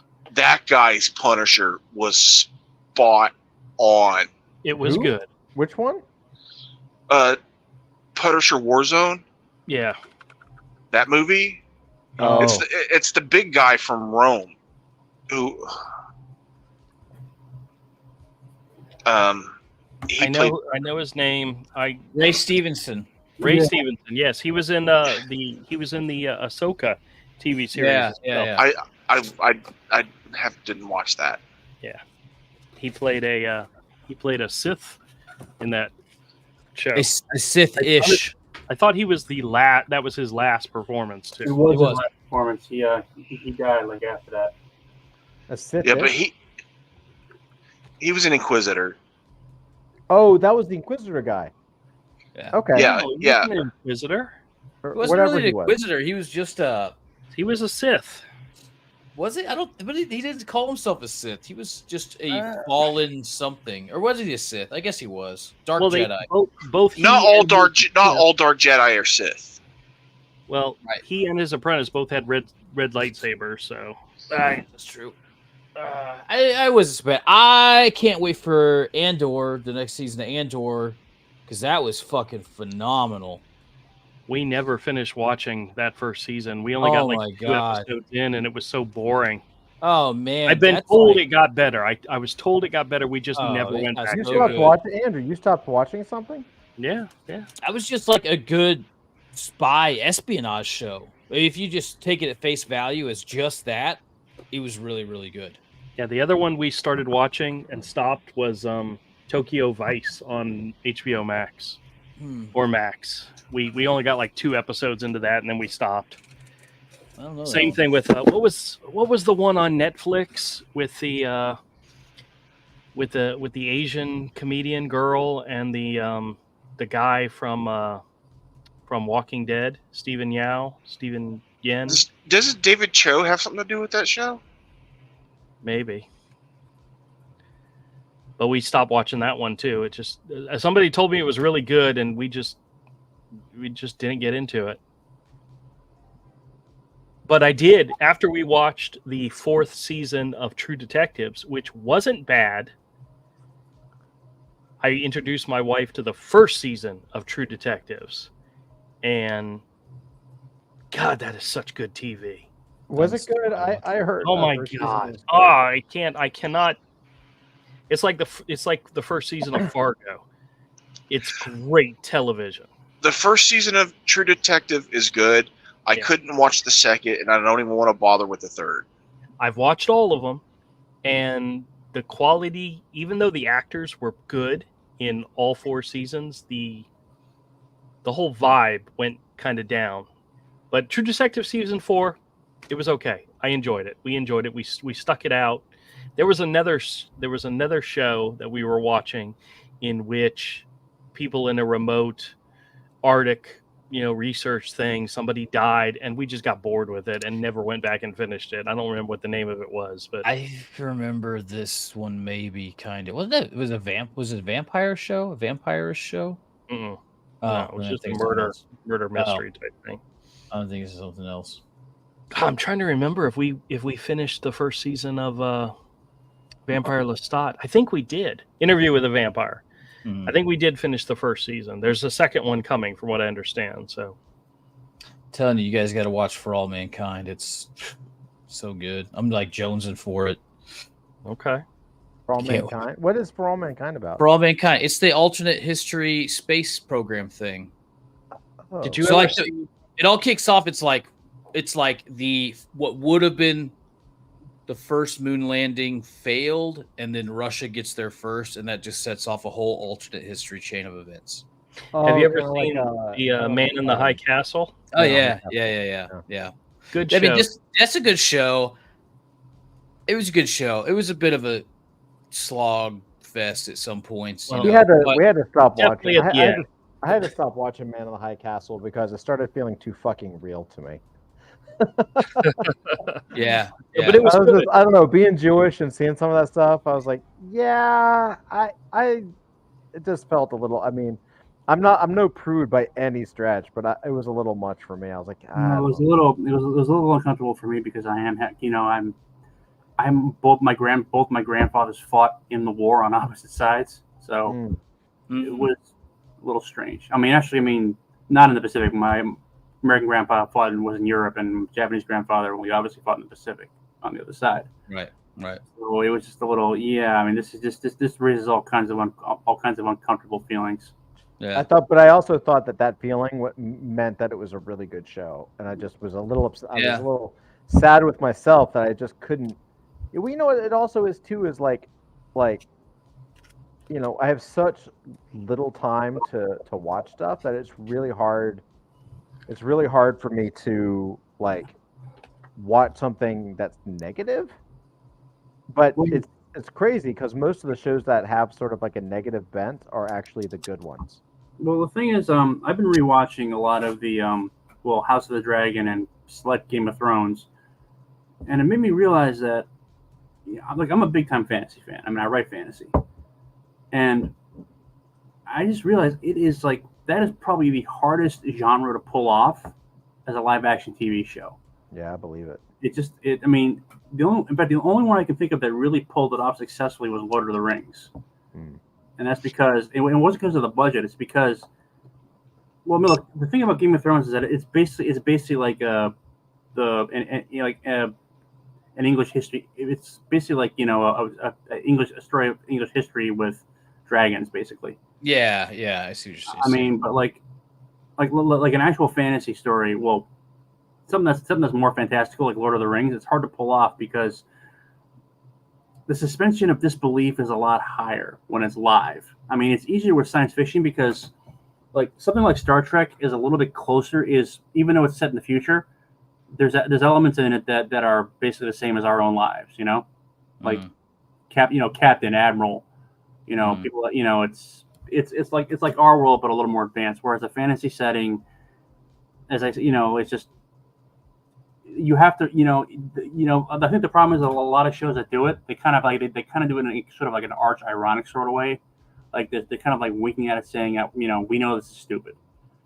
And like Lord of the Rings pulled it off because they made, the actors, like Viggo Mortensen especially, made you feel like it was actually real. I mean, like they actually believed it.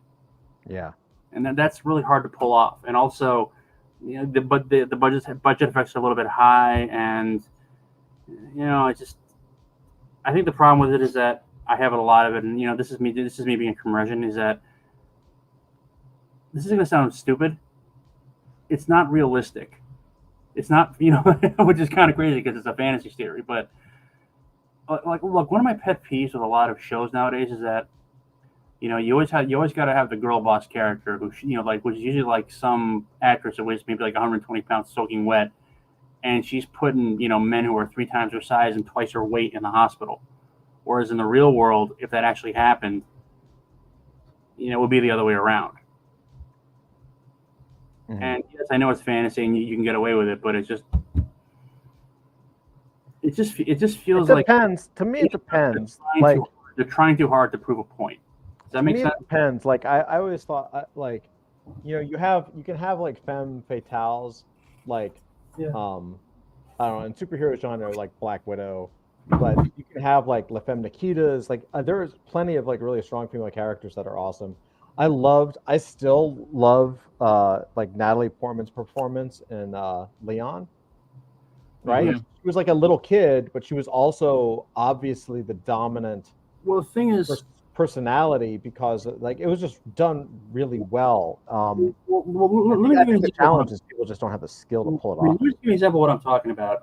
So Lord of the Rings of Power. It's not a good show, very bad. But I think but there were a couple of really good performances in there. So, and the one I liked is the. Well, first of all, you compare the character, the way they portrayed Galadriel, who's basically, Wonder Woman but more pissed off. Basically like elven female super warrior. She can, very boring character because she's basically perfect. And then you compare the character who plays, the woman, the woman who's trapped in what becomes Mordor. I forget her name. She's an Iranian American actress. And she's not like a warrior. She's basically like a healer and kind of like a witch. But I find that character so much more interesting because she's, they're not like twisting the character to suit like a, to make a point. They're just letting the character be herself, and she wins not because she's like the most badass of them all, but because she can outwit and outthink her foes. Does that make sense? Yeah. And you mentioned like La Femme Nikita, the thing is, we show that, the whole point of the movie is that it shows Nikita how she becomes like this super killer, basically by going through like a brutal training. Mm-hmm. So when she finally does become, when she finally is unleashed on the world, it makes sense within the logic of the movie. I mean, I just think that a lot of strong female characters, capital S, capital F, capital C, they're either Mary Sue's or they're like they kind of become their own cliche and not a very good one. I mean, they're trying to prove a point, and it a lot of times it just drags down the story. I won't watch it. I don't read anything anymore. I mean, one of the reasons why I don't read a lot of fantasy anymore is because of that exact point. It's just a lot of really silly wish fulfillment, and it's just like, yeah, this doesn't work for me. I mean, yes, it's a fantasy, and if this young lady who's looks like a willowy blonde whatever is slaughtering armies of orcs by herself, tell me how she's able to do that. And they don't. They just throw her out there with a sword. Right. Anyway, sorry, I didn't mean to rant. I think the whiskey started to kick in. No, no, you're fine. I'm trying this really, really cheap Canadian apple flavored whiskey. Okay. It's best with lots of ice. Although, Dude, go ahead. If you get a chance, drink Jameson Orange. That stuff's good. A little pricey though, but it's good. They got Lego waffle flavored cream moonshine in Walmart now. Wait. This would just not be a thing. He didn't mean Lego. He meant Eggo. Yeah, Eggo waffle. I'm looking at a lot of these sipping cream, they call it, or some shit. It's like what happened with like beer like 20 years ago when the craft beer thing came out. So now there's like every time I go into the liquor store, there's like a new kind of like craft limited release whiskey or gin, and there's like chocolate milk flavored whiskey. There's pizza flavored whiskey. There's like, wait a minute, who would drink this? Girls. Yeah, that's true. And there's also like now like they've got like, it used to be there was like basically gin, which is like Bombay Sapphire and I don't know, Boodles or whatever. Now you go in, there's like an orange infused Florida local gin. There's another gin that comes in an actual oil can.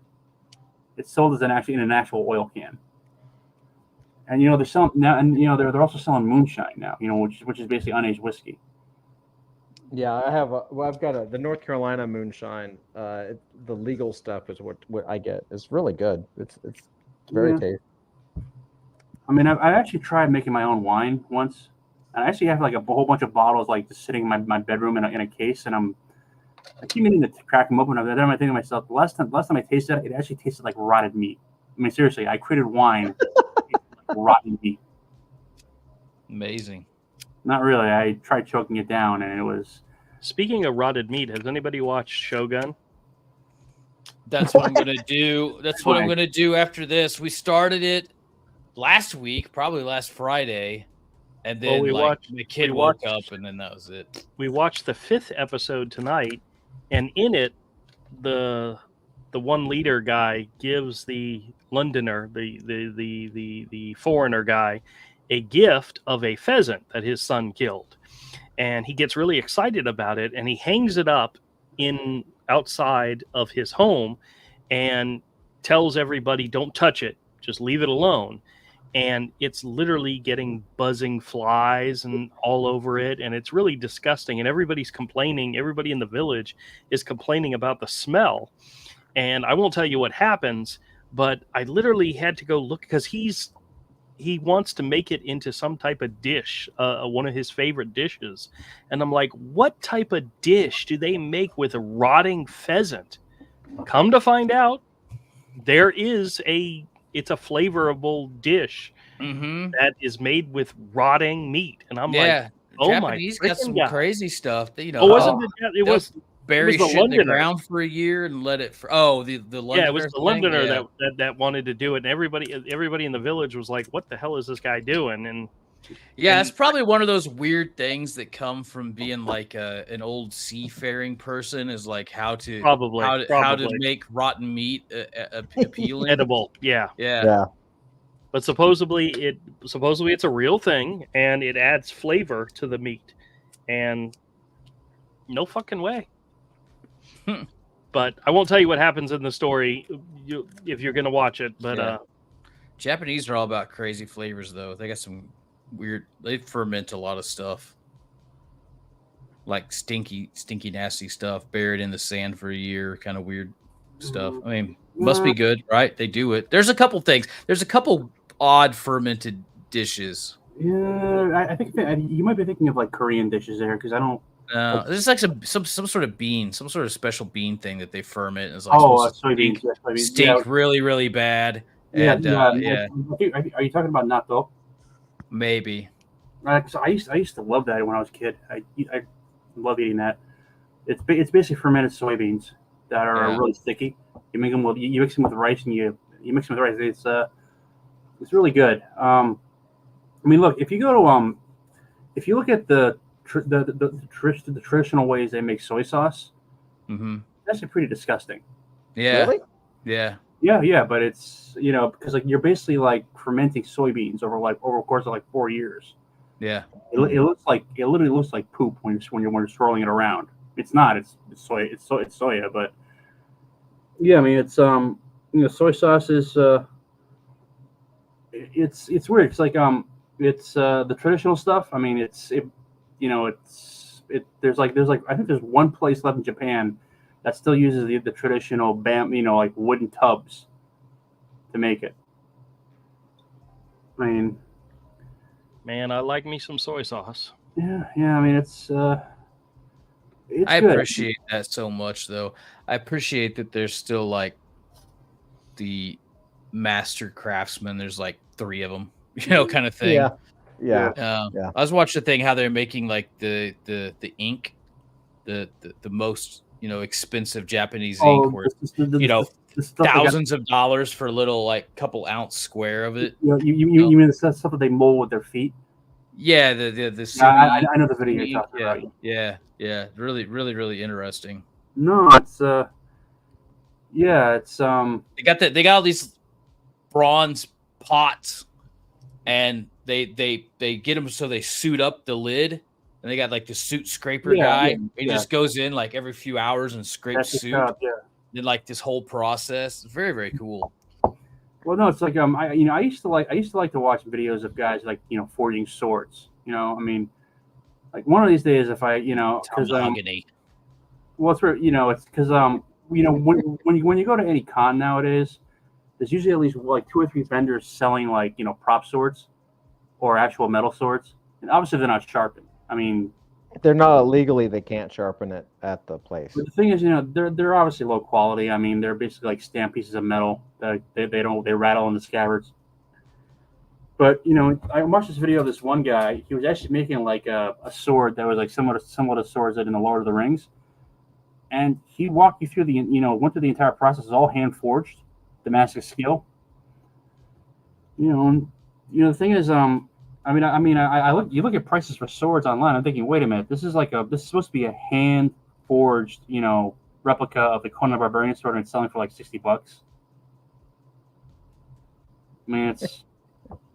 Well, yeah. I want a blacksmith so bad. I have, like, my dad would mess around a little bit of that stuff. I have like a small. It's not a full iron, but it's like it's a railroad tie iron. It's not really good for smithing like that you would think, but I've got this antique, it's like turn of the century hand crank blower blacksmith pit and hood and stuff like that. I need to restore, but I want to make something. Don't care what. Yeah. Don't care. Or I would like to do like the modern day kind of forge and actually try to make a knife or something like that. I think that shit's just so amazing. I think it's so cool to be able to do that. speaking of Titan Comics Conan the Barbarian, you guys want to take a look at the free comic book day edition? Please. sure. I mean, Sure. I'm considering subscribing to that on Amazon, but I just want to know if it sucks or not. I think it's like up to issue 8 or 9 already, and I know the first issue has like a second or third print to it. So We'll check this out. And oh, you guys don't want to see the last box? Okay, that's fine. Oh, well, yeah. If you're gonna, another box. Crack it open, dude. Yeah, really. It's 10 o'clock. Holy shit! Look at Very much a John Buscema-ish art style, but the artist is Zafano, right? Or Ravaging Rob De La Torre. De La Torre, yeah. La Torre. He was doing De La Torre a couple years ago when I was at Marvel. He was doing a more of a Jean-Paul Leon style. Yeah, fucking incredible. Very, very, very John Buscema-ish. You think he's doing that in a month? Maybe. I haven't heard of any other artists taking over the series, so. God, dude, how the fuck do you do that in a day? AI, maybe? No. You get way ahead before it launches. Yeah. That's it. I think that's it. So it's probably drawing digitally. Yeah. If I get that though, it's gonna have to be it's gonna have to be digital because, well, I looked at those issues are sold out at least on Amazon. Now this is a series that good God I'm considering collecting for myself. Remember how I told you guys I was working on some series from the 70s? This series had 19 issues in it, and I now, with this box of 11, have 12 of the 19. So it's almost like I'm almost there. Might as well collect the last few issues, but this is, you guys would probably not think it's a popular series. It was popular at one point because of the movie. But this is Eternals. This is issue number 1 from 1976. That looks awesome. I had previously had a 7.5 copy of this, but I now have an 8.0 copy. And this is all, I think, well, I don't want to say all, but I think the majority of this is Jack Kirby goodness. So that's issue number 1. This is issue number 2. First appearance of Ajax and the Celestials. First appeared in this. But here's a funny thing. Yeah, this is 76. Here's the funny thing about these covers is you'll notice it's not the box. Right, that's what I was looking at. It's the same top. The top is the same dress, except instead of a circle, it's the rectangle. Yeah. So yeah. So let's as we go through this, let's see if that changes, because that could be an interesting thing to notice.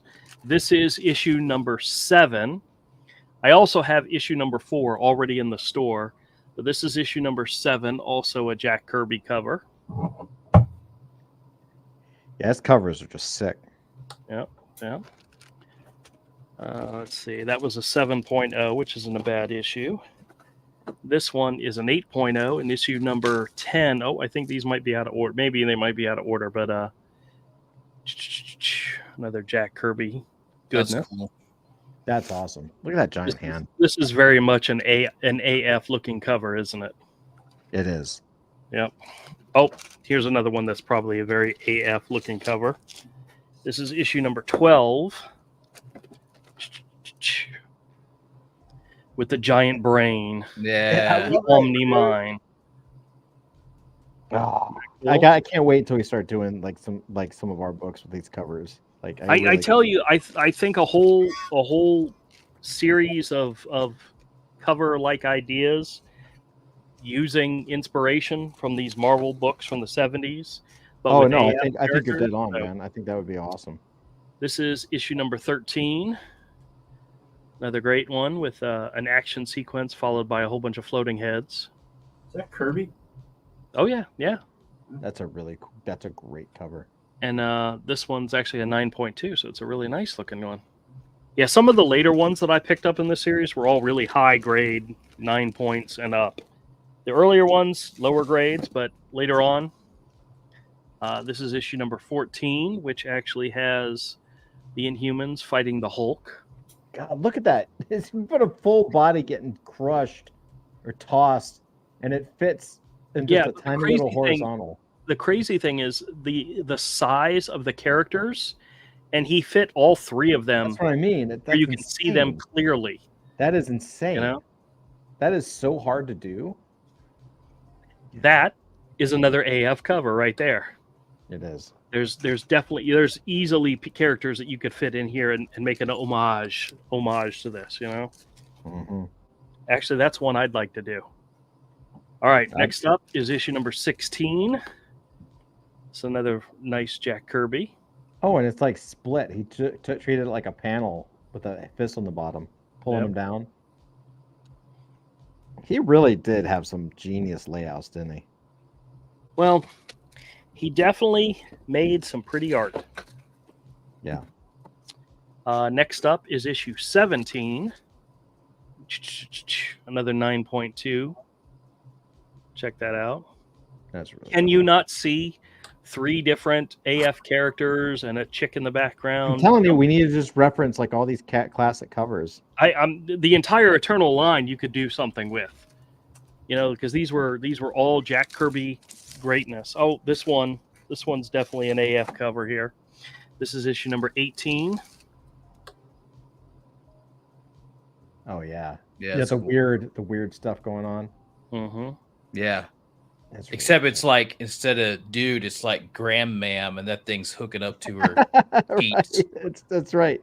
That's exactly right. By the way, it's called the Nerve Beast. The Nerve Beast. The Nerve Beast. I like that.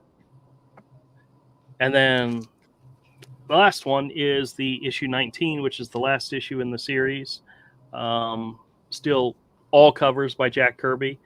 Look at all the Kirby crackle and just great of these issues. Oh, so good.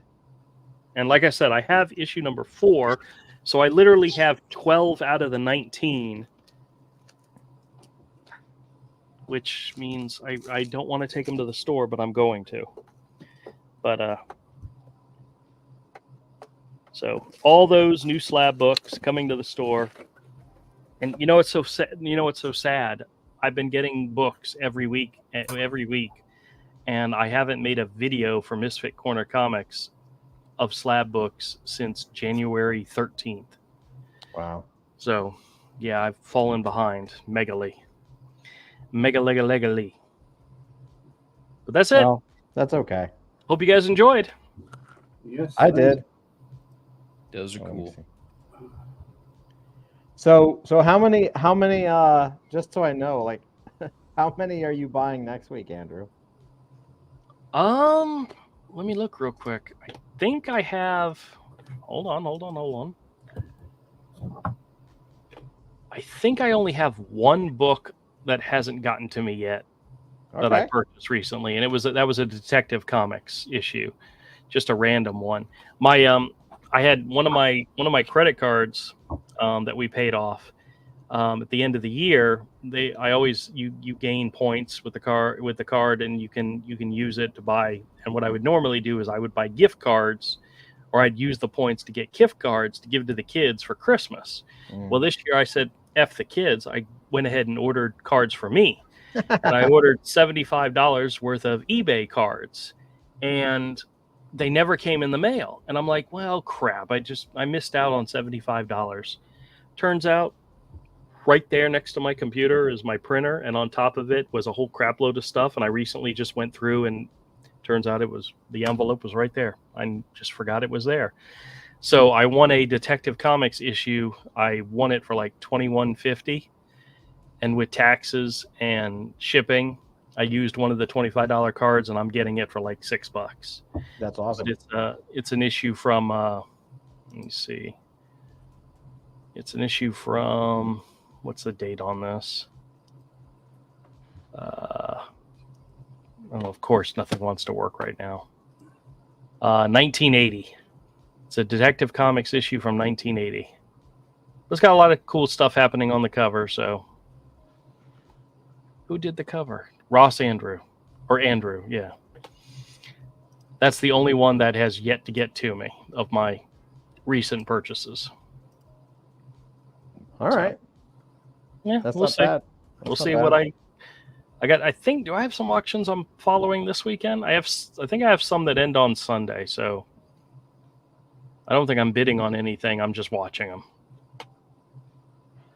Watcher.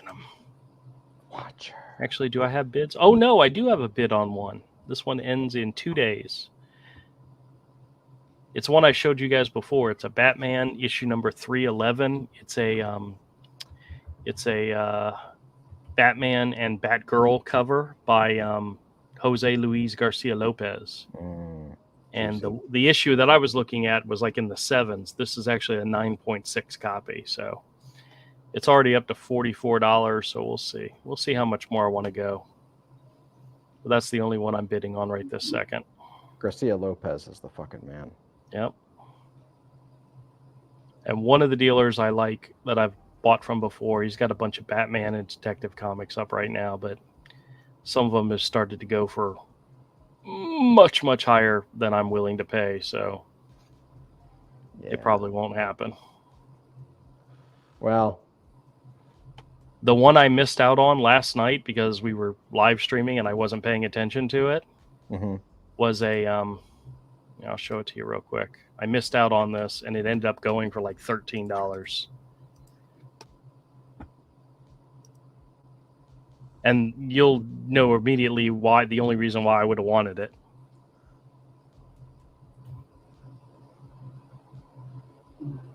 It's a Brian Stelfreeze cover. That's awesome. Yeah. But it ended up going for like $13 and I didn't get a chance to put a bid in because I was too busy playing around with you guys.